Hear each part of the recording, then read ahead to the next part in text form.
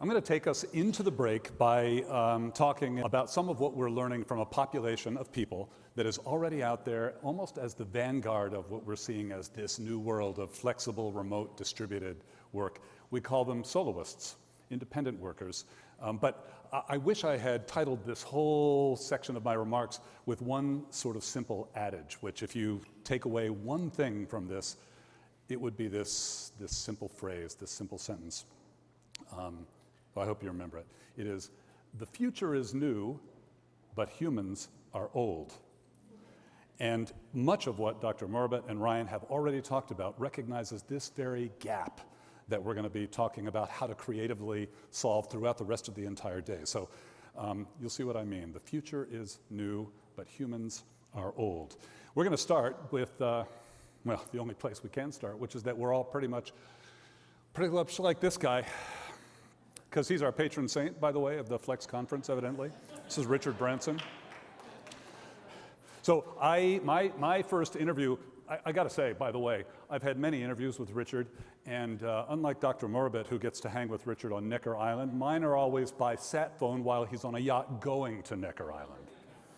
But back in 1999, he told a story, and this really illustrates what I'll describe as the new normal. In 1999, we were doing a long chat, and he at one point says, you know, by the end of every dinner or drinks I have with my managers or executives, or even executives from another firm, their next project, their next plan somehow always comes up. It's like everybody has a business plan in their desk. Everybody has a business plan in their desk. Last time I spoke with him was about 4 or 5 years ago now. And by the end of the interview, I reminded him, I said, remember when you told me ages ago, 15, 16, 17 years before, how everybody had a business plan in their desk? Is that still true? And he says, no. Now, everybody has an escape plan in their pocket. So now, instead of thinking, oh my gosh, I'm going to go out and start a new organization, I'm going to launch something, I'm going to build something, now it's, I'm going to build a life, I'm going to escape organizations, I'm going to make work happen that I love and a life happen that I adore by doing it independently. And I'm going to give you some data about that. This helps describe where we're headed as the new normal. In 2015, according to the Bureau of Labor Statistics, there were 54 million Americans working independently at least part of the time. By 2025, not too many years from now, they expect that there will be at least 72 million Americans working about part of the time. Now, we have a labor force of about 160 million in the United States, so we're going from about a third of that labor force to something closer to half of it in just a short amount of time. And two notes are worth mentioning here. One is that we read all the time in the popular press about the gig economy, which usually means Uber drivers. And those people who work for not just Uber, but a lot of other places that have an app, a platform that essentially allows people to be employees without having to be paid benefits, they amount to only about 3% of these numbers, minuscule amount. The bulk of them are made up by small print here, and that could go on forever, jobs that we consider indie professionals, soloists.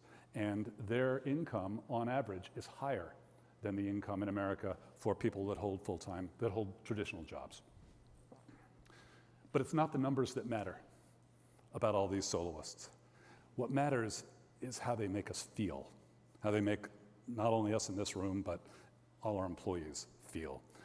They make us feel like we might want an escape plan. They make us feel like we can and maybe should be autonomous, like we can and maybe should derive enormous satisfaction from our work, like we can and maybe should always be able to work flexibly. Now, if we had a lot more time this morning, I would dive into the fact that this impulse toward self-direction and autonomy and flexibility is not new. It is ancient. It is how humans have worked for almost all of history. What's new, in fact, is the modern job, which roughly began about then. That's 100 years ago. That's when farmhands moved to factories. That's when the modern corporation essentially was born. That's 100 years. That's an eye blink in human history. Hardly changes how we were hardwired to think about ourselves, our lives, and our work. I could tell you, too, that the United States was, in fact, really hospitable to the solo life, partly because in the beginning it wasn't so beholden to sort of Europe's feudal past. I could tell you that our first iconic soloist was this guy. That's, I'm not even going to tell you who that is. All I can tell you is that he invented the lightning rod bifocals, the Franklin stove, the University of Pennsylvania, the first fire department in Philadelphia, and the first known instance of using the pro and con list as a tool for decision making. And, you know, in a country. So, other stuff. I could tell you too that we can jump a couple centuries forward and meet this man. This is Richard Wurman. We're in about 1977, and we think of Richard as patient zero in the modern solo era. A lot could be said about Richard. I'll only tell you that in about 1977, when he was 42 years old, he was an abject failure as an architect and found himself driving across country in a used Toyota with all of his earthly goods in the back. And he set up shop and began to do a number of sort of independent solo things because he found himself utterly unemployable. But we're not going to talk about those things. What I want to tell you is this. He suffered from a condition that soloists have always suffered from and still do, and that remote, distributed, flexible workers have always suffered from and still do. He was lonely. And it wasn't really personal loneliness. It was what he would describe as professional loneliness. He loved being around colleagues, and he wasn't anymore. So this is what he did. He started to assemble people in groups to have conversations, very informally, not on a schedule. And he had people come around and they got together and just talked about what they were up to and what they were seeing out there. And that went really well. So he enlarged the circle and invited more and more people. And that was really vibrant. That went well. So he said, I'm going to invite an audience. I'm going to invite people to watch this conversation happen. So he did that, and that went well. And then he said, maybe I'm going to charge admission. And he did that. People came and watched these conversations. And then he said, you know, maybe I'll record these conversations and then I can share the outcome of them with people that aren't there when we're there. And all of that led to this. He started TED, he grew TED, and he did it without a single employee as a soloist the whole time, using collaborative networks, teams that came together and disbanded. A couple of years ago, he was then 80 or so, and even then he was trying to explain what this new normal means, and he felt like we weren't getting it, so he says to me this quote, which I love. It says, "For the first time in human history, it is possible to create a life based on the pursuit of interesting work. For the first time in human history, because of technology, because of new practices, it is possible to create a life based on the pursuit of interesting work." And the challenge, he says, is people are going to go after that life, whether we like it or not. Can we as organizations figure out ways to give them that path inside our organization, not so that they have to escape it in order to make that move? I also want to mention, as our last soloist, there are many more stories we could tell, but this is Kate Ahrens, and we think of her as the end state of the modern solo era, and we know it's not the end state because there are inevitably going to be more states to come. Kate was a young graphic designer when she was finding that she really needed to figure out a way to sort of forge her own path forward, and so she did that in an interesting way. She started to use what was then a really young new platform called Pinterest, and she began to simply collect and curate a whole family of images and pins, really trying to illustrate good design versus bad and how a life could be lived.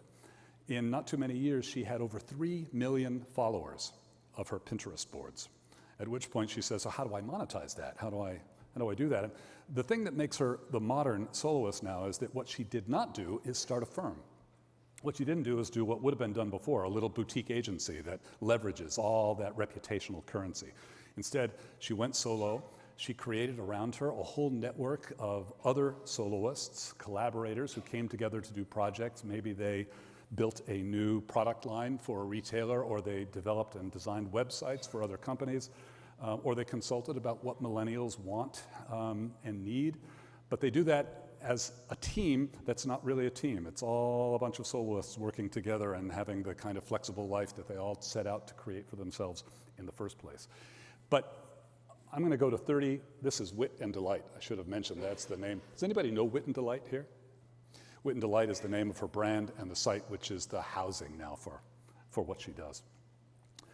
I'm going to go to 35,000 feet here and talk about just the big takeaways that you'll find echo some of what we've already heard this morning.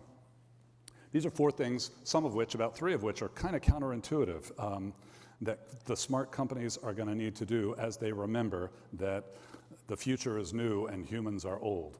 First, create a sense of place and belonging. You think that people want to escape because they want to be free agents and be not connected, and that is in fact not true. They want to belong. They want to have a sense of purpose, as we heard earlier. They want to feel like they're a part of something bigger than themselves, feeling a sense of meaning. And you can do that. You can create that in a variety of ways. Ryan talked about some of the ways that he specifically tries to do that at Creative Commons already. Richard Wurman did it in part by creating those conversations in the first place that turned into this thing that was really his purpose in life, and that was a community that gave a kind of sense of place to all the people who participated in it. Second is provide a frame, and you think maybe that structure is the last thing that people who are working distributed ways want. Ryan just described how that is exactly not true. In fact, one of the things we always hear when we're doing reporting with soloists is they'll say, there's a two-fold sword, a two-sided sword. There's a sword. And it is this: you get up in the morning, and the great thing about being a soloist is you look at your day and you think, wow, this is, I can make it all up today. The downside is, wow, I have to make it all up today. And that's hard for humans to do. They want to have a kind of structure, these places along the path that help make sure that they have a framework in which to operate. Turns out that that's actually freeing for them. Third thing, cultivate a shared future, not a transactional one. That's really hard when people are remote, because it often feels like we're moving project to project and we're not really connected to the bigger thing. And yet there are so many small ways that you can use if you're a creative manager, and we've all, again, heard about some already, that enable you to try to create this sense that there is a big future. Kate Ahrens, for instance, on her Wit and Delight website, aggregates a bunch of the main contributors, the collaborators who all work for themselves, on her site as a team. And you would never know, looking at the site, that they're not a part of a normal organization, but they're not. They're just people who work together, and it helps to cultivate among them this sense that they have a shared stake in Wit and Delight's future. And the last thing is a hard thing for managers. Recognize and enable a big life. And that goes all the way back to the recognition by Branson, by Sir Richard, that in fact everybody has an escape plan in their pocket. You notice I didn't ask for hands on who had an escape plan in their pocket. Everybody has that escape plan. And the problem is, as managers and organizations, we too often have seen that as a betrayal. And it's not a betrayal. It's hardwired into who we are. We want to make our path in life. We want to be self-directed. We want to be flexible. We want to be autonomous. If you can find a way to recognize that, acknowledge it, even celebrate it, and maybe enable it in the context of the work that your organization is trying to do, you win. You'll be loved for it. I'm going to finish with this. This illustrates the sort of the only idea I hope you'll take away, which is, as we go through the rest of the day and we hear about kind of the magic that technology does, the ability technology has to unleash human creativity and talent. We've never seen it before, and yet it presents a challenge because humans are old. E.O. Wilson is a famed entomologist, and this quote illustrates the idea. Humans have Paleolithic emotions, medieval institutions, and godlike technology. If you graph that, it might look something like this. So for a long time, almost all of our sort of evolutionary history, and really that graph should go way, way, way out here. For a long time, our sort of emotional, psychic selves and the nature of our institutions, meaning how we govern ourselves, how we organize to get things done, and our technologies, we're kind of on par. And, institution, we've gotten better at governing. Maybe we've gotten better at governing ourselves. And then suddenly we see this unbelievable explosion of what technology can do. And that gap between what technology can do and where we still are as people is where all the creativity of leadership and management has to happen. How do you see that gap and find a way to close it?